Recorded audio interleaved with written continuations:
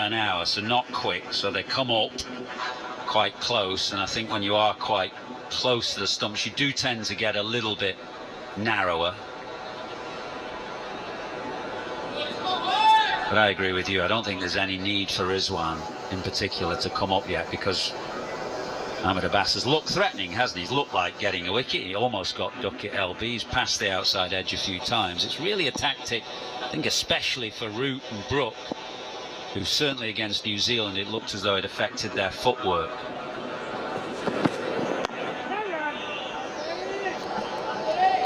And if he starts to look unthreatening and Duckett is down the pitch frequently, then I think you make the argument for the keeper coming up.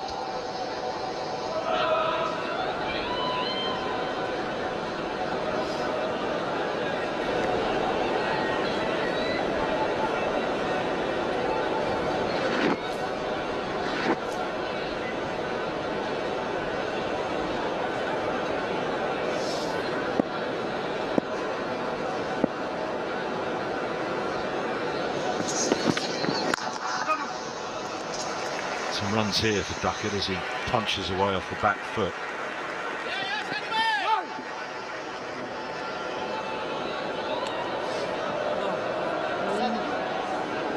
Salman Ali Agha's going to have to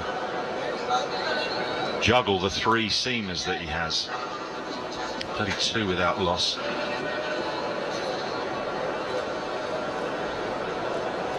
Bass will keep going for a bit longer. He's only bowled 4, but that'll be a challenge for him. Root have got, of course, could call upon Atkinson, Archer, Robinson and Tongue.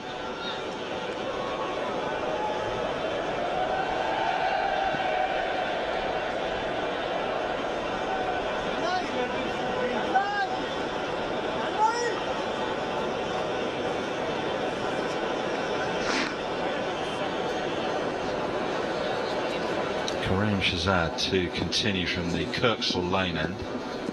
3 slips and a gullies, round the wicket still, but sort of trying to swing the ball back in to the left-handers primarily. Width there, punished off the back foot. A couple of glorious shots off the front foot. That was glorious off the back foot. Yeah, well, confident start, and certainly as an opener you know here that if you get something short and wide, you've got to latch on to it. It's quite challenging when they're honing in at your knee roll or the top of off stump. Anything there you've got to have a crack at.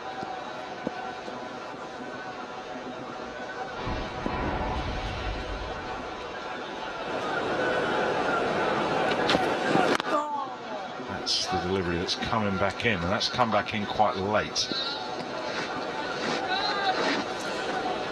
Much loved bat that Emilio Gay has in his hands.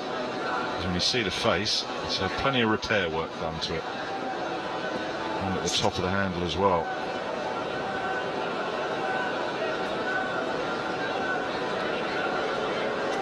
Duckett wants to change his bat at the non-striker's end. A couple on the toes that might have damaged it a wee bit.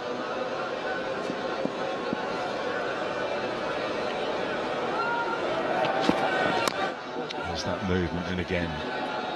I'm so used to seeing Broad and Anderson round the wicket, taking it away from the left-handers. Think how Broad used to go against David Warner. Karam goes the other way. And given that he does, you should have a crack at Emilio Gay from over the wicket as well. If you recall the New Zealand series, it was actually when Will O'Rourke, who's a very different bowler, I grant you, and Will O'Rourke moved from bowling almost exclusively round. He moved over, and that's when he got Emilio Gay at Trent Bridge. I completely agree with you. And again, a bit as we were discussing with Will O'Rourke at the time. Even if it's just for an over, make Emilio Gay change his angles, the way he lines up to the bowler. And then if you go back round the wicket, he's got to realign himself again.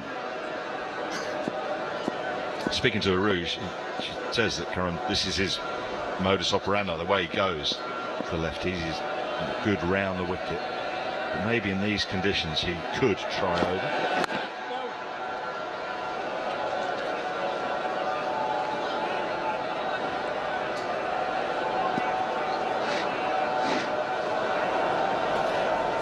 Said that Will O'Rourke is a very different type of a bowler, but he'd struggled to get Emilio Gay out from round, and had bowled exclusively round to the point where I think Gay was just lining him up happily, and the moment he went over and just offered a slightly different angle, it did produce a wicket. So it's just, I think, a lesson not to get too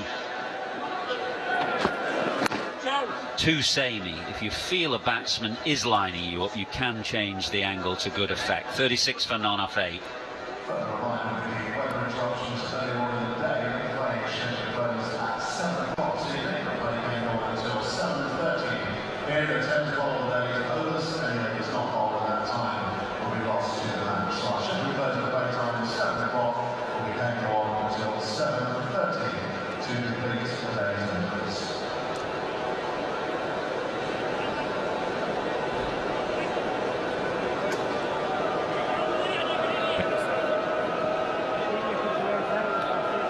Well, Emilio Gay has his trusted piece of willow in his hand. Ben Duckett has changed his.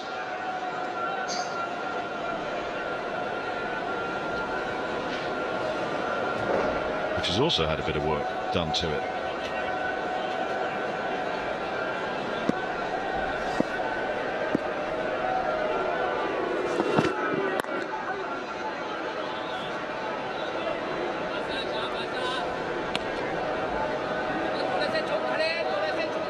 Mohammed Rizwan, you'd probably be thinking, I'm not saying he should be doing, but thinking more of perhaps coming up to the wicket to Duckett, perhaps more than Emilio Gay.